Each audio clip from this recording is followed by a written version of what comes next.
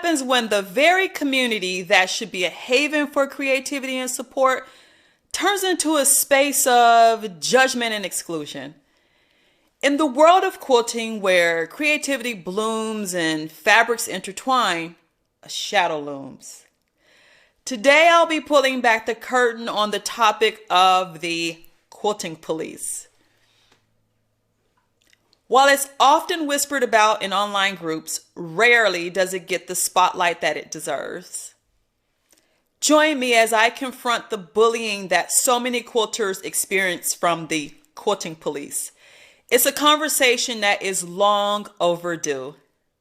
Hi, my name is Tammy. I'm a human being, and I created Quilty Chats because quilters always have something to say. In the community of quilting, newcomers arrive with a spark of passion and a desire to learn. They're greeted by a world that is filled with vibrant fabrics, intricate patterns, and the promise of friendship over the shared interest of being a quilter. For many, quilting is not just about crafting something beautiful with their hands. It's about connecting with others and sharing stories and finding a sense of belonging. But there's a darker thread that's woven into this tapestry. Some find themselves facing criticism and exclusion instead of guidance and support. These are the stories of younger quilters or quilters that are less experienced who, excited to share their first creations, are met with harsh words instead of encouragement. These harsh words are very discouraging.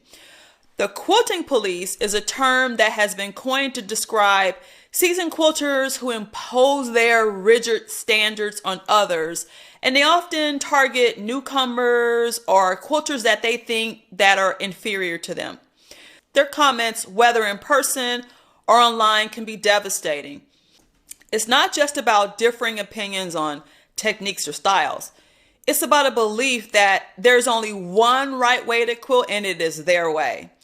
Anyone who dares to explore or innovate face the backlash from the so-called quilting police.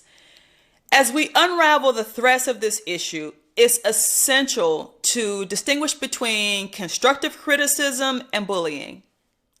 Constructive criticism is like carefully chosen fabric. It's selected with intention and care, meant to enhance the quilt's overall beauty. It's offered with respect. It's aimed at helping the quilter grow and refine their craft. It's specific, it's actionable, and it's given with a quilter's improvement in mind. Bullying, on the other hand, is like using scissors to recklessly snip away at the fabric. Bullying lacks warmth, genuine concern, and is often generalized. Bullying targets the quilter rather than offering meaningful advice on the quilt itself. Let me share my story of being a young quilter. I was completely thrilled to complete my first quilt. It was a vibrant mix of colors and patterns that didn't adhere to the traditional quilting rules because I didn't use the traditional quilting process. I posted photos in a Facebook group and I was hoping for encouragement and feedback. But instead, I was met with some nasty criticism that was both public and painful. The comments ranged from being dismissive to downright cruel, actually, focusing not on the creativity of my work, but on its departure from the accepted norms of the quilting community. This narrative doesn't just harm myself as an individual, but it threatens the very fabric of our quilting community. It discourages newcomers, it stifles creativity, and it creates an environment where only certain people feel welcome. But it doesn't have to be this way. We can weave a new story. Here on this channel, I aim to create a safe place for quilters of all skill levels, quilters who use all different styles, and quilters who are from all backgrounds. I aim to create an environment where differences can be celebrated and where we can learn from each other's differences. I believe that on this channel, we can create a space where quilters of all levels can share their experiences without the fear of judgment.